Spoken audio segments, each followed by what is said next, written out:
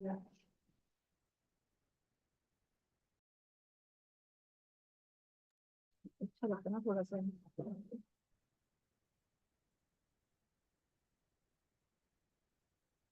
very good afternoon to distinguished guests, esteemed colleagues, and honored attendees.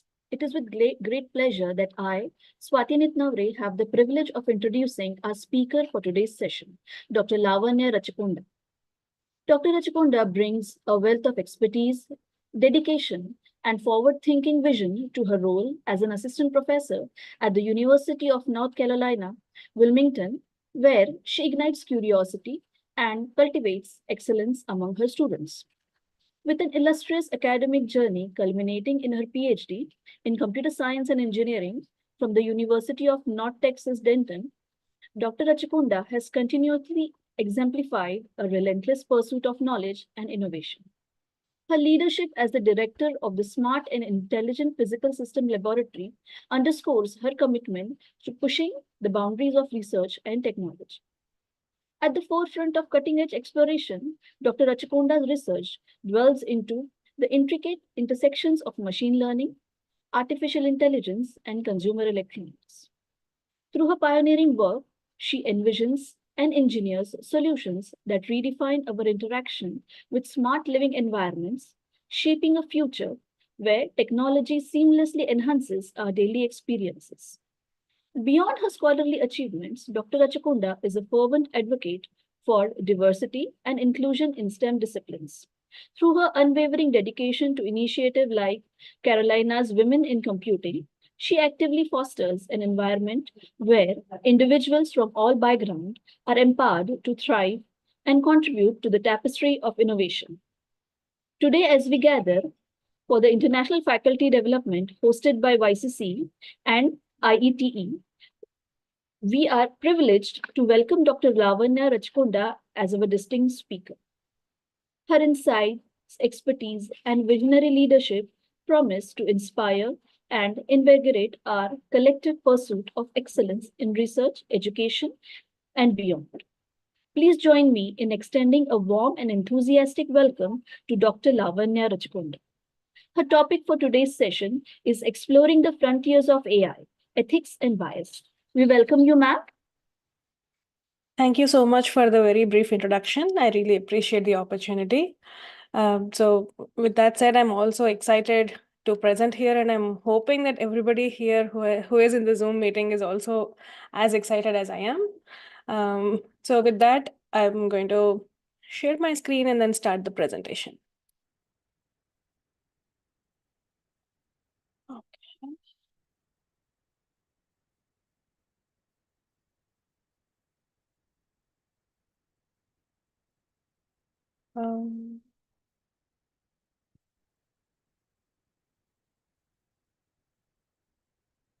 Yeah. So can anyone confirm if you're able to see my screen?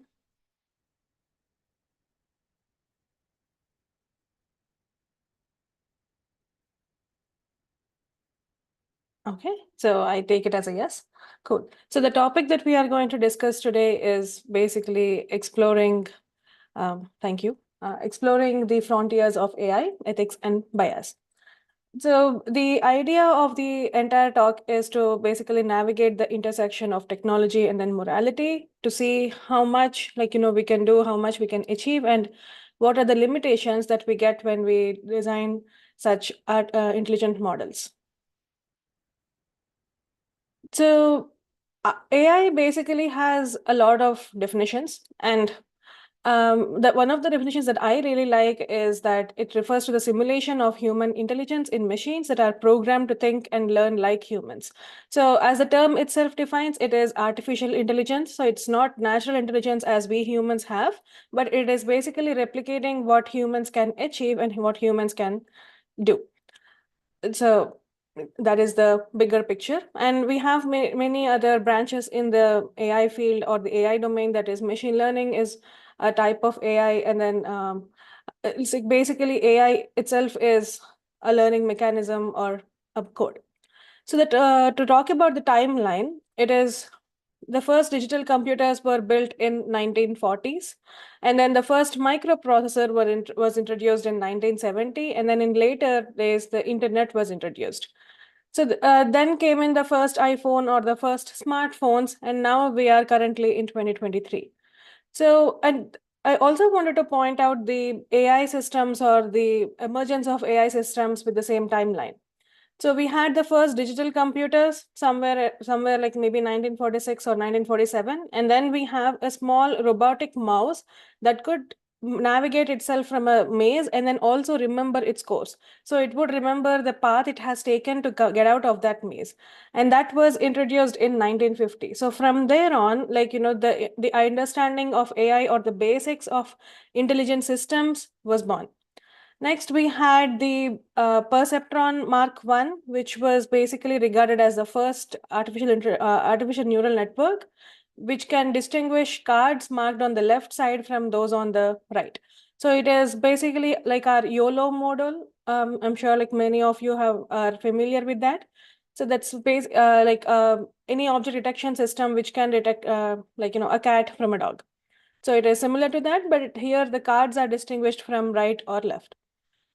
In 1993 or 1994, the software, the TD Gammon, was introduced, which learned to play the backgammon at a high level, just below the top human players. So it was replicating the game that human players have played.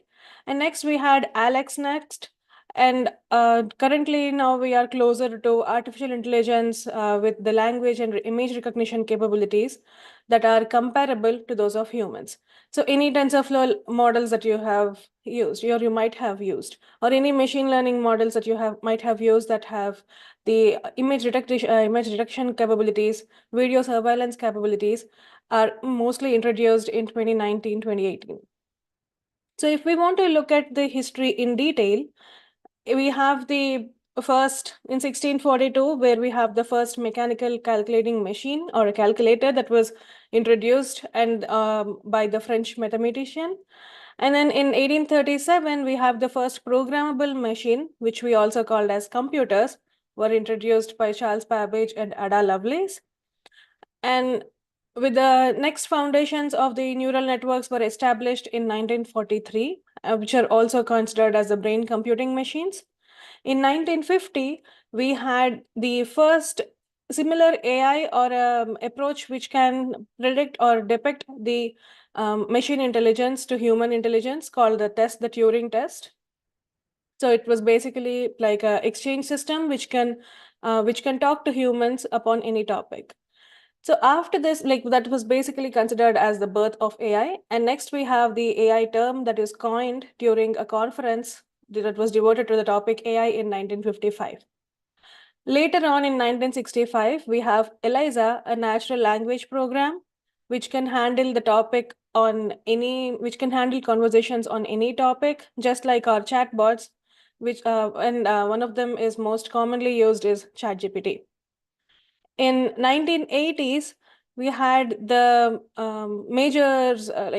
we had the major system experts which can simulate decisions to human experts, so which is mostly close likely to our human behavior. In 1997, we have the system that could play against the world champion Gary Kasparov. And then in 2002, iRobot was launched, and iRobot is basically like an autonomous vacuum cleaner that avoids obstacles. So from here, you could like make a relationship that the object avoidance or staying in the lane, all those features were introduced or were first introduced in 2002. Next, 2009, Google has built its own autonomous self-driving cars. 2011, IBM Watson has defeated champions of the US game show Jeopardy. 2011 to 2014, we have many other personal assistants like Siri, Google, Cortana, which uses speech recognition to answer questions and performs simple tasks. In 2004, we have the generative adversarial networks. That is the advancement for the existing AI systems. And next, in 2016, we had AlphaGo, which has basically beats the professional Go player Lee Sedol, as in the score is 4-1, so which is huge. And next, in 2018, most universities and schools have introduced talking about AI and machine learning as one of their courses in their course curriculum. So that shows that almost every student who has graduated at the recent time will be having some expertise, some exposure to AI. So this is a brief paper that talks about AI systems on various capabilities relative to human performance. So the baseline or the human nature is considered here as 0. And for better, to maintain the consistency, the first year that was introduced in, or the baseline that they have taken, is the score is considered as -100. So here we are the monitoring of the different AI technologies, that is reading comprehension, image recognition, language understanding, handwriting recognition, speech recognition, and predictive reasoning were monitored. And as you can see from the recent years, that's from maybe from 2021 to after 2009 till now, there has been a score that is in the positives and not in the negatives. So that basically means that these machines or these systems are capable to beat the human behavior as well. So that means they can do the predictions, they can analyze, they can provide the control mechanisms instead of just monitoring, or instead of just having a basic conversation with the user. So AI is revolutioning in numerous industries. So, and one of the industries that we really want to talk about is the healthcare here. There are so many applications, so many products, so many literature reviews, state-of-the-art approaches, articles that focus healthcare, and they want to bring in technology, basically AI or machine learning whenever it's possible. So the current state of the art talks about healthcare and the AI in a way that it is used for medical image analysis, drug discovery, personalized medicine, to improve the patient outcomes and also to reduce the healthcare costs. So we have the patient stratification program, lifestyle advice, and this is a two-way communication with the patient and to the AI-based system. So it is predicting the diagnosis, it is producing the diagnosis to the radiologist just by looking at the MRI images. So here the MRI images are basically sent as the input, and the output is a diagnosis by studying those images. And if a physician is feeding in unstructured data, then depending upon that data, it is also providing the clinical decision support, predictive analysis for the researcher, and SOPs validation, and many more. So the next topic, or the next sector that AI has influenced, is finance. So the AI in finance has like the major three components, that is machine learning, natural language processing, and cognitive computing. So natural language processing is used to detect the frauds, algorithmic trading, risk managements, and machine learning and robo advice are used for consumer service, enhancing decision-making processes, and cognitive computing as well to mitigate the financial risks. So when you see models that can predict the stock rate, for example, for the next 10 years, or if you are investing in a particular company and if you want to see the company's behavior based upon the past data, then you would just make a machine learning based algorithm, and that can provide you with those details. The other factor or the other sector is the transportation sector. The transportation sector, as I've mentioned, Google has introduced that in 2009. So it's not relatively new, but it's still booming. So it has powering autonomous vehicles, optimizing traffic management systems, like detecting the empty parking spots, predicting demand, and improving the frequency of transit. So we most of the schools here have the app which can detect the route of the bus as well. So it's basically like the tracking app by using the GPS locations, and it will provide the real-time location of the bus to the student. And it is the other area inside this transportation sector is to interact with other autonomous vehicles, send alerts on the real-time road conditions, measure the traffic exposure to storefronts, and also use data to better place tenants. So if someone wants to live in a very busy area like a downtown of a particular city, then they can choose just by looking at the app or just by looking at the statistics. Supply chain operations and safe and efficient transportation networks are also a part of the transportation and AI-based transportation.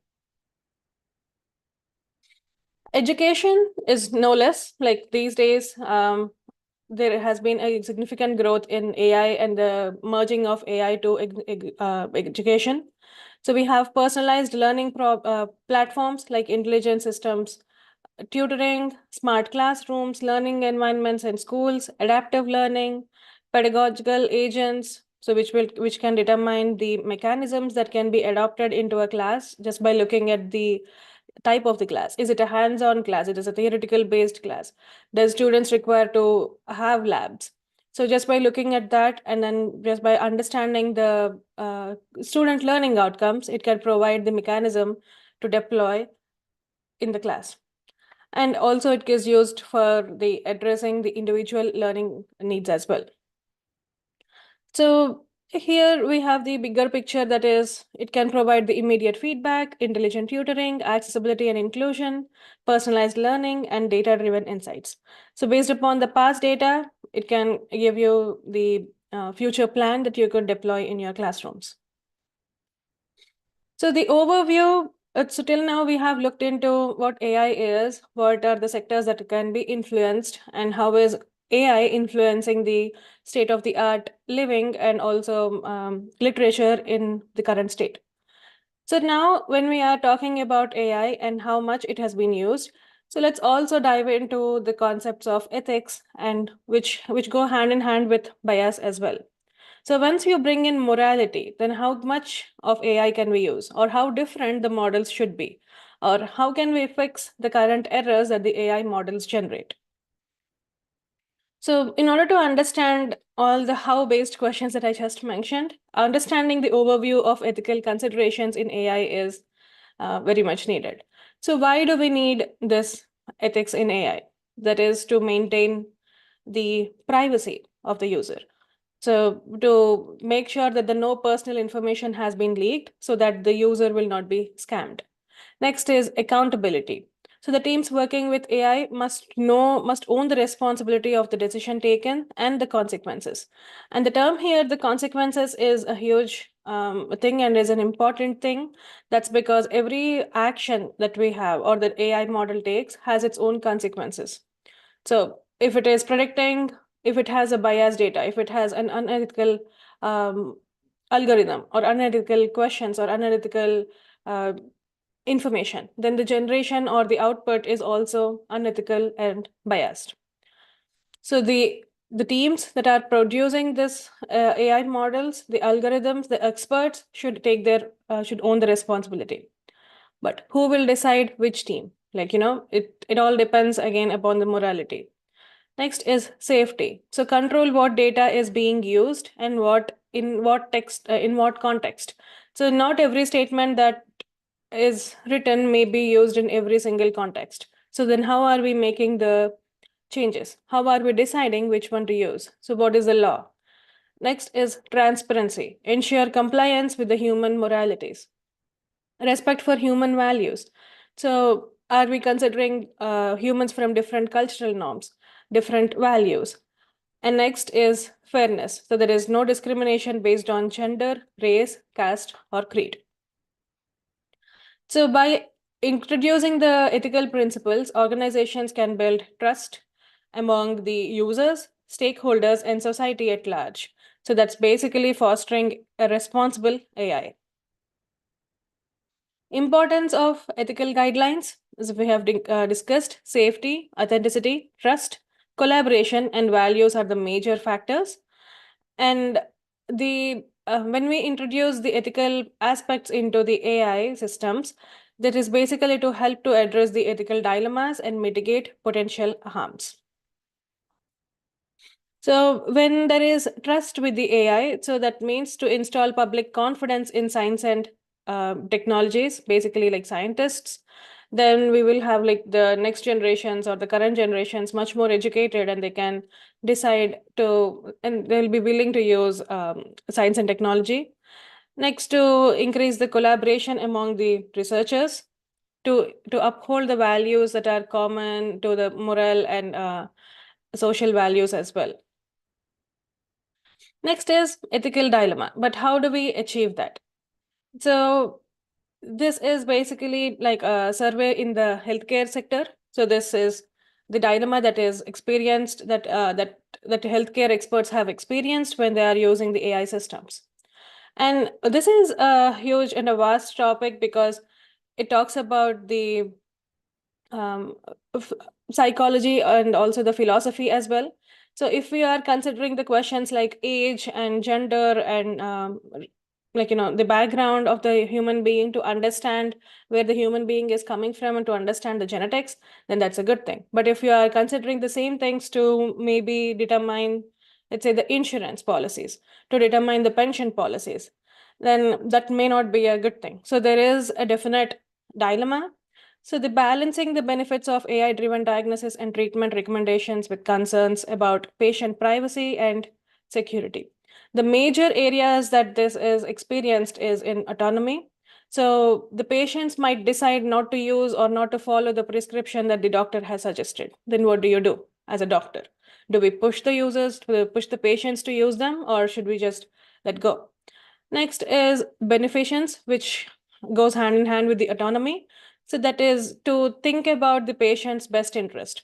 Just because the patient is scared, should we follow the approach of giving the care to the patient, or should we just let the patient be as is? And who determines the limits on the healthcare?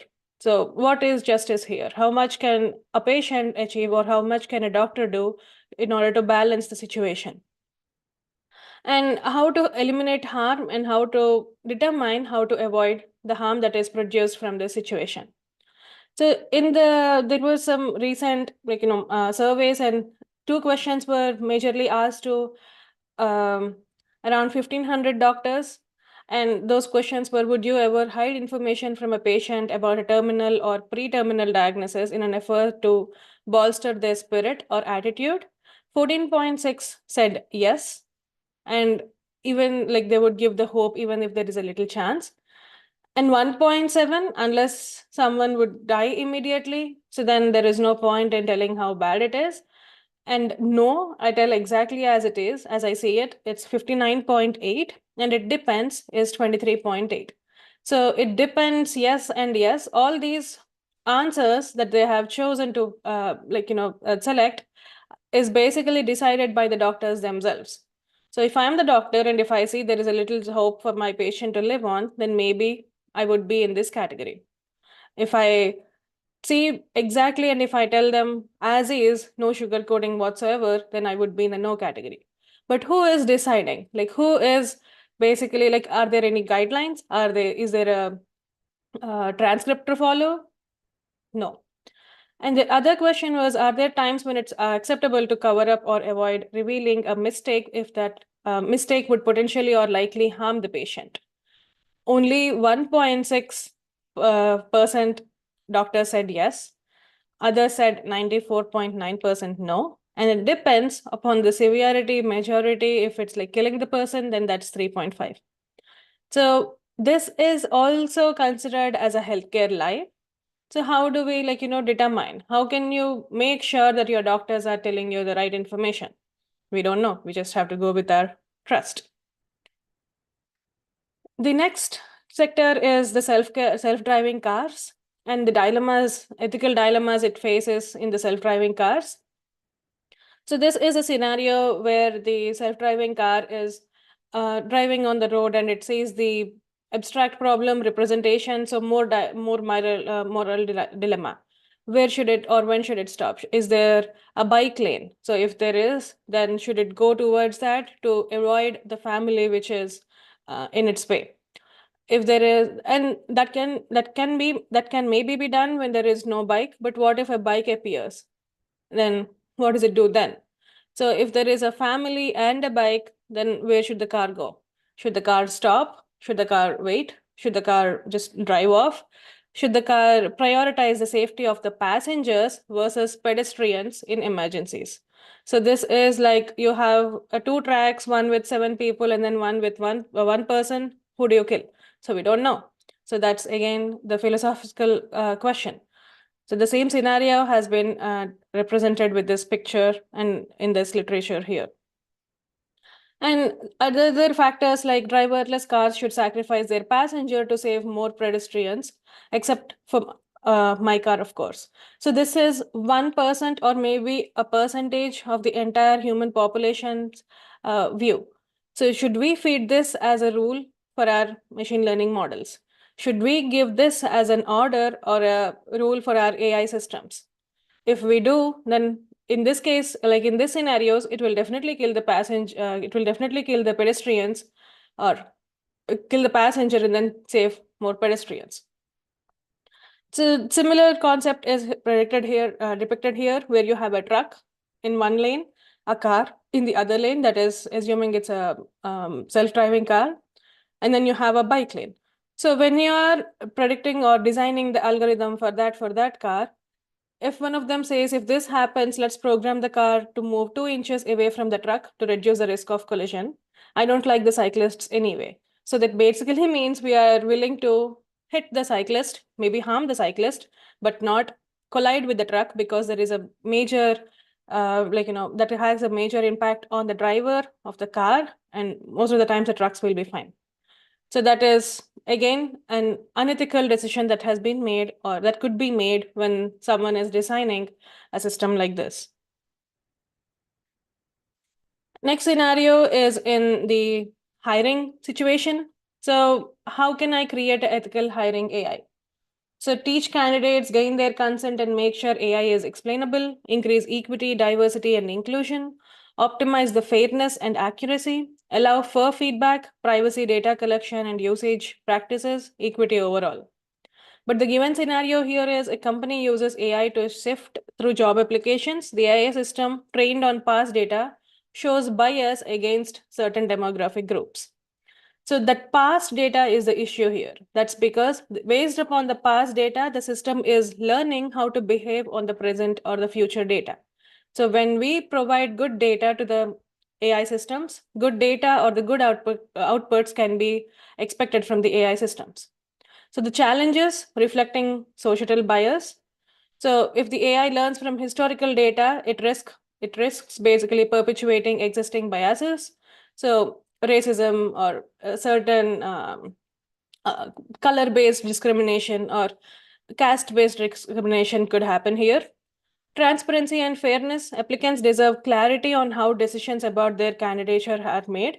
Like if you're in the market and if you have applied for, let's say, 10 jobs, and you get the first email that is thank you for applying for this position, etc., etc., and then after a couple of days or couple of months you get a rejection, but then when you go to their LinkedIn website and see who has recently joined the company, you would see someone who has way less qualifications than you, but you could see the reason why they have picked, like you could literally see the reason why they have picked the other person. So that's not satisfying to the person or to the employee who is looking for a job. So how do we maintain the transparency? How do we let the user, or how do we provide a good feedback to the user or to the applicant that they can improve, and then they can they can use that feedback for their next job search? So impact on diversity, over reliance on AI might stifle workplace diversity as well. So how much diversity is good diversity? How much should we depend on AI models like this to, when it especially comes to feeding a family, for example, because it's hiring? Next is technology. What can be done? So what is the law on live frauds? What is it that is forbidden to do? How do we make sure that the IP production of an AI model is working really well? That is that is regulating with the rules that of the government of a particular country. How do we digitalize the platform's regulation? What should be done? Tooling for interpretable AI and also fighting digital bias. The next scenario is the predictive policing. So in year 2025, the Sherpa project, predictive policing, will be launched in Europe. That's basically the AI systems will be replacing police. So here is an example. So we have this camera that is someone's walking alone at night is tracked by cameras. If any suspicious activity is detected, then the cameras will follow them throughout the streets. But how much can the cameras follow, or at till what depth can the cameras do that? At what point does preventive policing become intrusive surveillance? Like, is the privacy and the proof, is the privacy and security of the someone here is taken into consideration or not? So the risk of unfairly targeting certain communities based on flawed or biased AI predictions can be done. So just by looking at the person that might look like a criminal, but who is actually a saint, we never know. Like the model can just say that the person is not a good person. That is, the model will only say that, like, if the model is generating any ethical based dilemmas or biased based dilemmas, that's basically because of the data that is fed inside the model. So faulty data can lead to misguided predictions. So the scenario is basically the law enforcement agencies use AI to predict where crimes might occur or who might commit them. So this who might commit them is a big question mark. It could include the racial discrimination, the location discrimination. It could include the caste. It could include the the background of the person, which is not healthy for the system and also for the society. So till now we have discussed ethics and what are the ethical dilemmas that our AI models have been experiencing. So now ethics and bias go hand in hand. So when we say like the data that is fed inside the algorithm is not pure, we get impure data. So that is itself is called as bias. So the lack of fairness in the output generated by an algorithm is biased. It's more like a partiality, like but for a better understanding. And these biases may include age discrimination, gender bias, and racial bias. So when the data that is used to train the AI model reflects existing societal biases, resulting in the discriminatory outcomes, then that is basically the bias in algorithms. So AI algorithms, as I've mentioned before, will learn the patterns that is fed with the previous data and then make decisions based on the data that they are trained on. And in this process, it will amplify the bias which is present in the data. So it is only representing, or it is only producing the outputs based upon the input that is given to the system. So we have a bias data model. So it has systemic bias. It could be by the team of experts who have designed the system. Like they could be biased. They might have certain implications on certain society standards. They might have some, let's say, some discriminations in their mind. And then those are all fed into the model. So those are developed by the algorithms, computational systems. And then the output is also statistical computation bias result. So that is a bigger picture in AI and bias. For the types of bias, we have historic bias, representation bias, measurement, temporal, omitted variable bias. Those are all considered as a data bias. And then we have AI and ML or AI/ML, which they go like, hand in hand, superset. We have algorithmic bias, evolution bias, aggregation bias, popularity bias, ranking, Lincoln bias. And then human review, behavioral bias, presentation bias, consent production bias, and social bias, followed by actions. So the sample bias is by looking at the social media activity. So Facebook, Snapchat, Pinterest, Venmo, Instagram, etc. Measurement bias is determining like if they have wrong numbers. You would think numbers are neutral, not in every case. So if the system is given with wrong numbers or the wrong data, then it will produce wrong data. So exclusion bias, are we limiting certain demographic users? So that's exclusion. Algorithmic bias, if the data itself is biased, then popularity bias or ranking biases are the major ones, then that is considered as the algorithmic bias. Prejudice bias, so if someone feels that they are superior to someone else and then they are feeding those same implications or same impressions that they have in their mind to the model, then that is a prejudice bias. So data bias when is basically introduced by the data used to train the AI models, which may be incomplete, unrepresentative, or reflect historical inequalities. So, if someone is not happy with a history of a certain country, and they would decide to just remove that history, forget that it has ever happened, and then train the models or train the systems in the similar way, then the outcome would also represent the same. So, missing diverse demographic categories, bias inherited from the humans. So, we humans have certain thinkings, and we humans, we have certain standards that we just put up for ourselves. And if we are feeding the same standards to the systems, then all we get is a biased output. So, black box nature. So, whatever you give as the input, the output depicts the same. Underrepresentation of the skin of color in the data sets. Most of the data sets, produce well accuracies or perform well for a lighter skin tone rather than a darker skin tone. So why is that? So how can we fix that? And next is regulation and liability. So how much can we do and how much can we impose onto the model, and what is the law? How current are we with the law? Those are some of the questions that we should look at to address data bias. Next is algorithmic bias. So clearly, like, the original image is definitely not same as the result that is produced with this. So why is that happening? Why is this when humans look at this, we know that it is not the correct output then, but how can we reduce that? So algorithmic biases are the bias that arise from the design and implementation of the AI algorithms. So for example, if you are not labeling the model right, if you are not taking the pictures right, if you are not making your bounding boxes in the correct area, if you are not giving the right features, if you are not giving the right descriptions, then this could happen. So if you provide biased input to the algorithm, you get biased output. And if you are continuously training the system with the biased input, it will be amplified because the system learns for every iteration and it is learning the biased information. It will produce the biased output. We have societal bias, that is gender bias.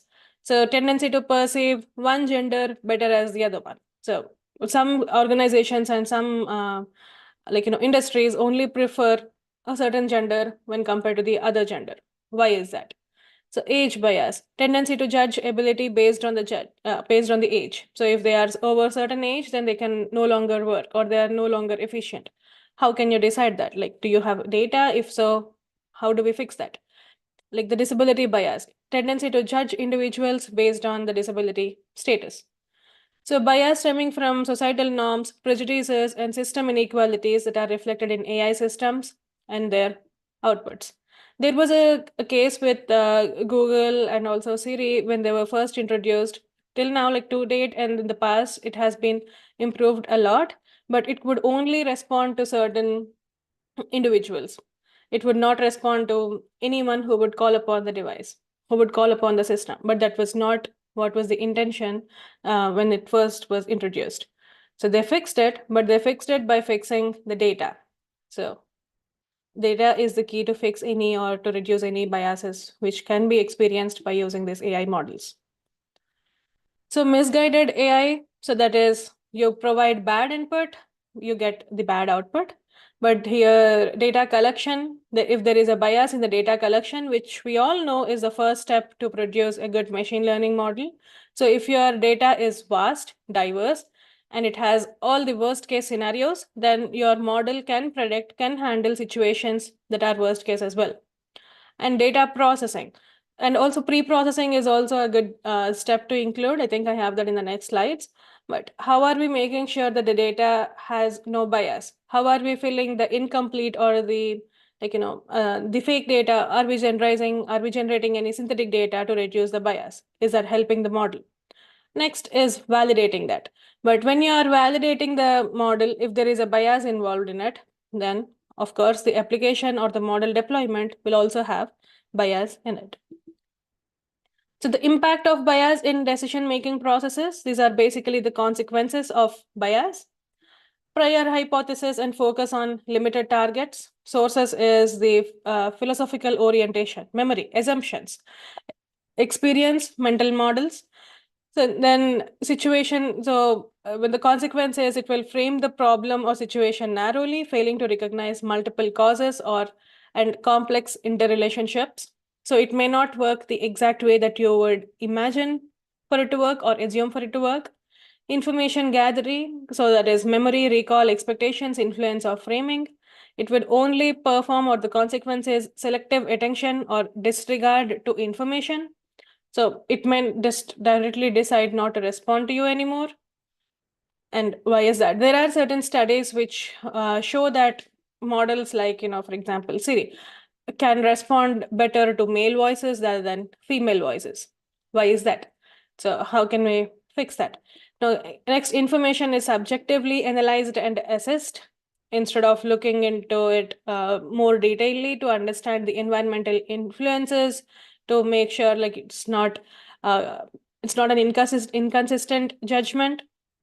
Unrealistic expectations of success, subjective construction of responses as well. So that is basically because of the visual thinking, illustration of control, misperceptions of success or failure, and then hindsight.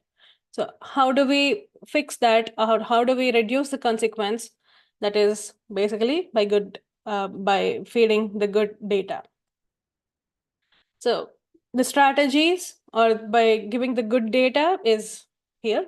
So the strategies for mitigations, here it says LLM bias, but it's most of the machine learning or the AI has the similar bias. So here is a good example with LLMs. I chose this picture here is because LLMs are most commonly used these days. So they are also including in universities and the course curriculums to make students work with ChatGPT. But also, how do we work with them? Like, for example, ChatGPT responsibly. How much is taking content is okay? What is cheating? And what crosses? There is a thin line between copying the information or referring to the information to exactly copying and pasting the information and then cheating. So when do we report students? That is also an ethical question.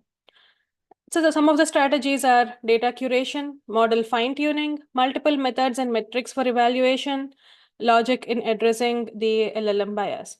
So prioritizing data integrity in AI, strengthening the human AI interactions, implement a comprehensive bias mitigation plan, evaluating the algorithms rigorously, cultivating collaborative development practices could help in reducing the bias that is produced by these models. So for the data pre-processing, that is implementing techniques like cleaning the data. So replacing, imputing, removing outlines, removing if there are any duplicates, that will reduce the bias. So if you have we all know that the larger the data set, the better the performance. But when you are providing the larger data set, how do we make sure that we are not having any ethical or biased data? Next is partitioning. While we are partitioning the data to train and to validate and test, the better thing to avoid overfitting and to evaluate a trained model accurately is to randomly split the data rather than following a 70-30 approach or 50-50 approach. Then how do we decide what is a good partition? Next, scaling, normalizing, or standardizing.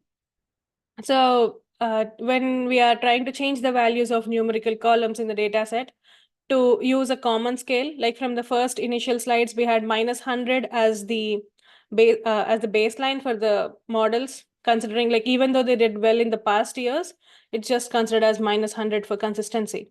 So did that help with the model? We don't know, but that is normalizing. Next, unbiased, balance, detection, and mitigation. So to avoid any inaccurate model results, data augmentation, that increases the amount of data artificially by synthesizing new data from the existing data. So synthetic data is not always a bad thing. So that can also help with the augmentation of the data pre-processing steps. Next is algorithmic fairness frameworks could be deployed. So that is utilizing the fairness-aware machine learning algorithms and frameworks that explicitly address bias and fairness considerations during the model training and evaluation. So we have data collection, data labeling, training and testing data setup. So this is the pre-processing and the processing of the data. And next, we have the objective setup for training, optimizer and parameter setup. This is where all the rules come into the picture. So how are we setting the rules for the algorithm? What are the conditions which we produce for our algorithmic models? And then inclusively with the utilization bias, so metrics set up for evaluation, fine tuning. So how can we make sure that the data is not biased? How are we making sure the user is getting the right feedback?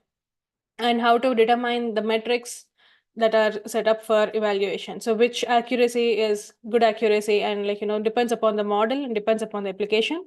But this is one of the strategies that can be deployed to reduce the bias in the AI models. Next is diverse representation, ensuring the diverse representation in AI development teams to bring different perspectives. So not just to the data, but also to the team of experts that are working on these algorithms. So if they can have various team members coming from different cultural backgrounds, different perspectives, then that can help in mitigating the bias in the design and implementation of the AI systems. So diverse data collection, collaborative development, regular auditing and testing, user feedback and transparency, ongoing education and adoption. This is this will be very helpful. That is point 6, so that it will learn from the feedback that is produced from the user or from the survey, and it will take that input to retrain itself. So that is one of the good things. It is basically like a reinforcement learning approach to address the diverse representation. Next, role of the diversity and inclusivity. So here we have sustainable AI for sustainability. So we have the stakeholders. We have practices such as stakeholder engagement, community consultation. Particularly, design can help with the ensure that AI systems are designed to meet the needs of diverse groups, not just focusing on one group, for example, like data science, but we have many other groups like customer experience, operational optimization, resource optimization, innovations. And that can be achieved by having a good relationship among the partnership, volunteers, where they share the values, where they have different cultural backgrounds, and they are also discussing their perspectives, purpose, collaboration, and then thinking about the community. And then that will address the role of diversity and inclusivity in a bigger picture. So in order to address the bias in AI, first is data collection and data preparation. So here is the healthcare scenario. So you have report patient characteristics from the training data, create data sets with diverse patient cohorts instead of just focusing on a single age, or like, let's say 5 to 10 cohorts or 5 to 10 age cohorts. Including more cohorts would help. Evaluate error rates across different patient cohorts. So if there is a less error rate, that means it's good. If there is a major or a bigger error rate, that means it's not, the data has some bias in it. Next, adopting techniques like for debiasing, model evaluation, inspecting decision logic through explainability. So why it has chosen that, giving along with some explainability, comparing that with the prior knowledge, and then models to basically which can be interpretable. Next is deployment. So monitor the post authorization data. That is, how are the patients taking that? Like basically like the feedback. And then monitor the post authorization use. So how much are the data that is produced by this AI model are currently in use? So let's say the doctor has generated, or the AI has generated a diagnostic plan, and the doctor has looked into that, and then the doctor decides, yes, this is a good plan, let's follow this approach. Then that would be the feedback to the system. So, and if the doctor decides, no, it's just garbage, let's not do this, and the doctor will decide their own diagnostic approach, then that means the system that has produced not so good data, and that will be the feedback to the system. So this feedback will be considered in the data collection and the preparation, and it will start to retrain the entire process again. So case studies, there are certain frameworks that are currently in use, which can help in reducing the bias. So one of the most common ones or the most successful one is bidirectional encoder representations from transformers, otherwise called as BERT, from the Google research. and it has the original BERT model, then continual pre-trained model, fine-tuned model.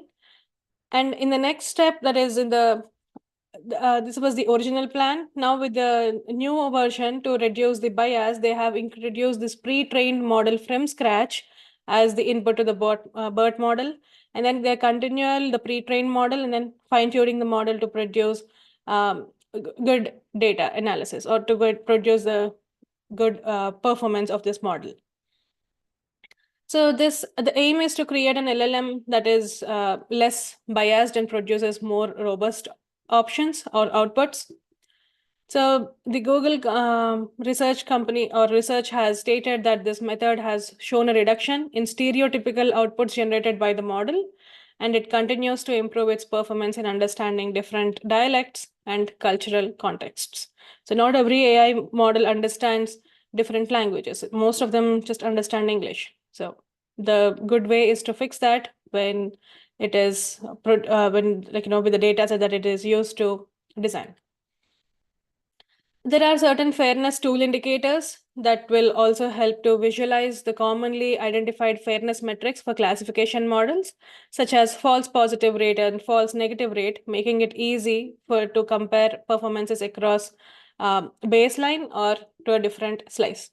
So here we have the post-export metrics, false negative, and this is the visualization.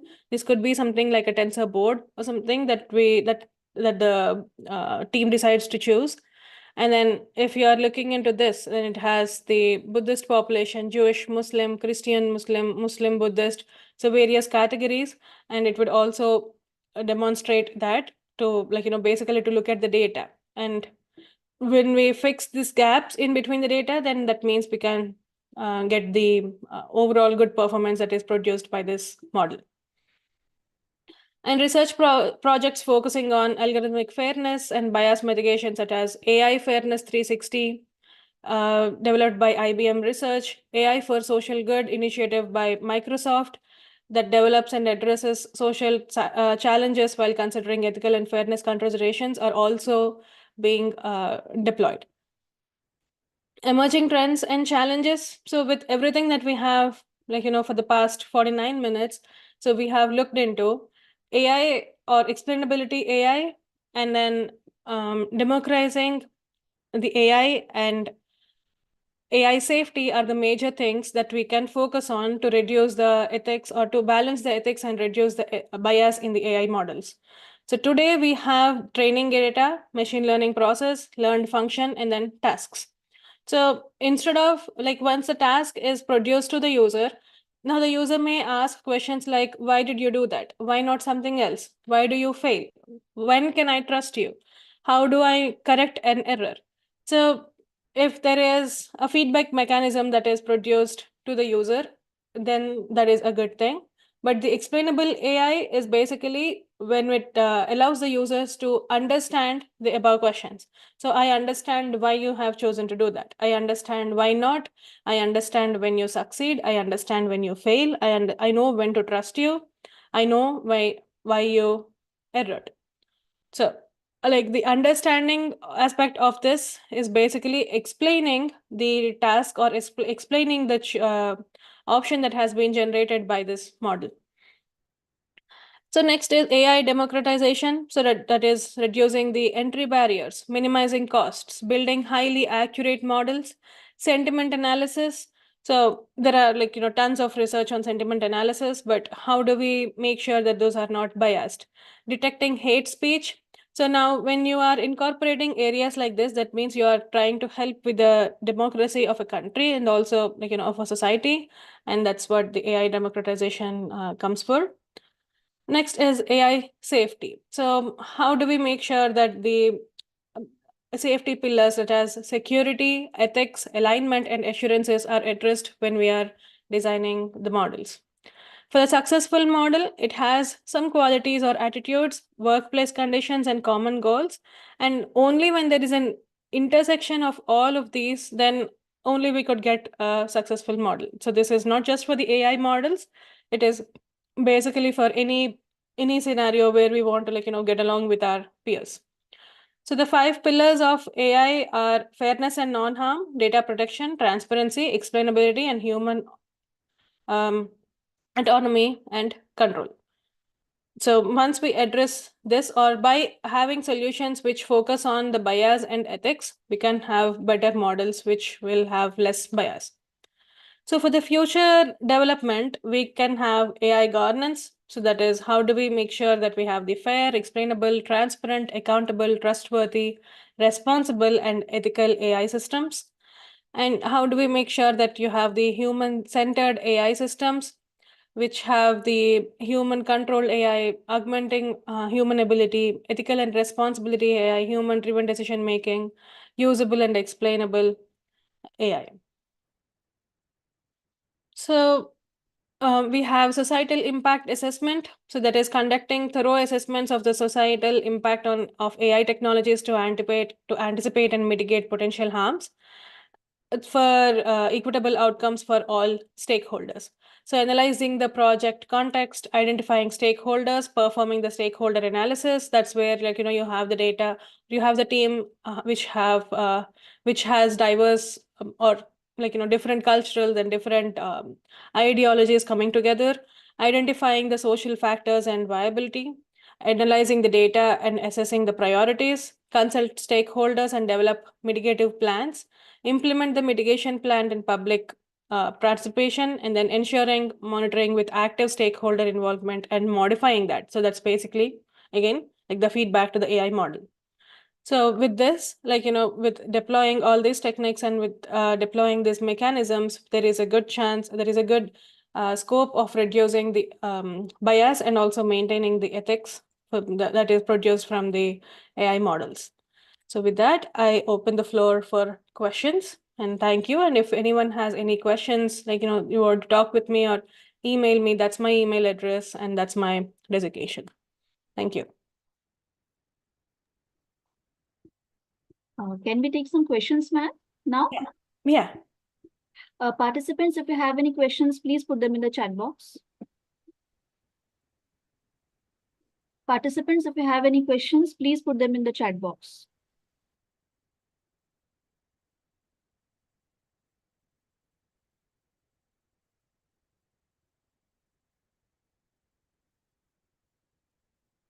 VANET architecture. So that is basically like the vehicular ad hoc networks. So when you are developing the self-control or an automatic car systems. So that means it consists of different domains and individual components. So how are we making sure that the onboard unit, the trusted authority, the roadside unit are all, like, combined and are collaborated together? So when we are talking about ethics in autonomous vehicles or smart vehicles, so then this is something that we should consider, like branching the 3 major areas and how are we making sure that it's working well together.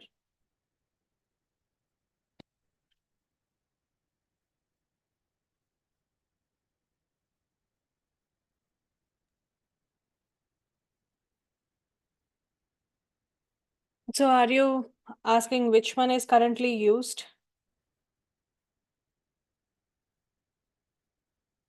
So if that is the current, yeah, so then the software defined networking, the SDN, is currently used for this VANET architecture. And that is also a method to reduce the traffic congestion or mitigating traffic congestion. Yeah, thank you.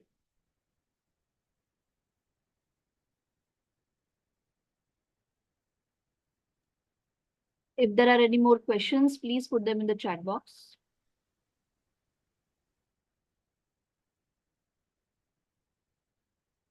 Thank you, Professor Shubhangi.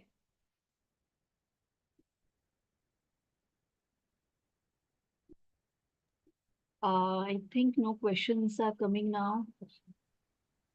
Yes, ma'am, there's one question. Yeah, we can definitely apply AI models for slow and bright learners in education. So there is also this entire thing called AI for dummies.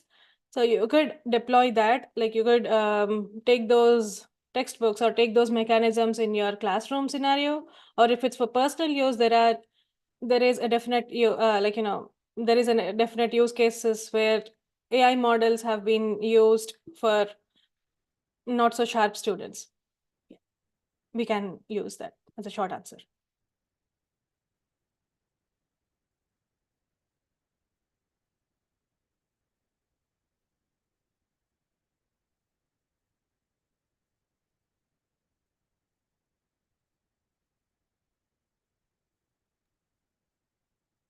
Participants, if there are any questions, you can put them in the chat box.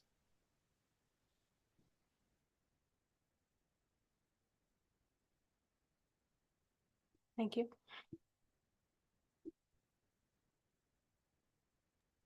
Okay, I think there are no more questions now. So moving towards the vote of thanks. I'm immensely thankful to Dr. Rajkonda for taking us through the various frontiers of artificial intelligence and showing us the ethical importance of it and letting us know about the recent trends and challenges in artificial intelligence. Her ideas and elegance of explanation made the topic really very interesting. I want to express my deepest sense of appreciation towards you, ma'am. Thank you for accepting our request and sparing your precious time for us. Please accept this as a token of our love. Also, thanking to all the participants for attending today's all sessions. Thank you so much, ma'am. Thank you. Thank you so much for the opportunity. Yeah, thank you.